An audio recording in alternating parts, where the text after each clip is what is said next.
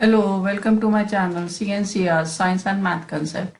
हम यहाँ क्वेश्चन कर रहे हैं क्लास 11 फिजिक्स। टॉपिक है फ्रिक्शन। क्वेश्चन कहता है an engine of 100 horse power draws a train of mass 200 metric ton with a velocity of 36 kilometre per hour. Find coefficient of friction.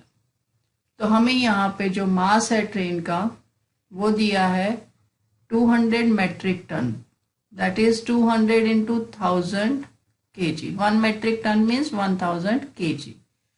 और power की वैल्यू दी है 100 हॉर्स पावर।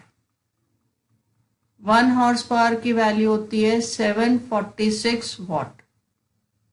ये हो गई 74600 वॉट।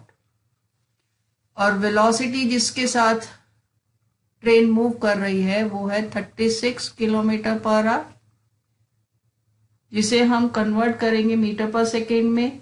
तो 36 into 5/18 1 जा 2 जा that is 10 metre per second. अब हमारे पास फॉर्मूला आता है power is equals to force into velocity. Power है 74600, फोर्स निकालते हैं और वेलोसिटी है 10। तो अब यहाँ पे हमारे पास एक ये जीरो कैंसिल होने से फोर्स की वैल्यू आ गई है 7460 न्यूटन। अब ये फोर्स कोएफिशिएंट ऑफ फ्रिक्शन हमें निकालना है। तो फोर्स जो होता है फोर्स इज इक्वल्स टू, अब ये फोर्स एटलीस्ट फ्रिक्शन के इक्वल होना चाहिए। और फ्रिक्शन होती है म्यू इंटू एन, और एन होता है normal reaction, that is equals to m into g. इसका मतलब हमारे पास जो कोएफिशिएंट ऑफ फ्रिक्शन आएगा वो फोर्स अपॉन एम जी आएगा। फोर्स हमने निकाला है 7460, मास था 200 मेट्रिक टन, 200 into 1000, और जी की वैल्यू है 9.8।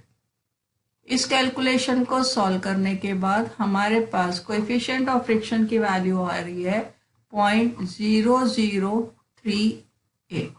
तो इस तरीके से हम कोएफिशिएंट ऑफ फ्रिक्शन निकालेंगे। That is all for this question. Keep watching my other videos for more challenging question and do subscribe my channel.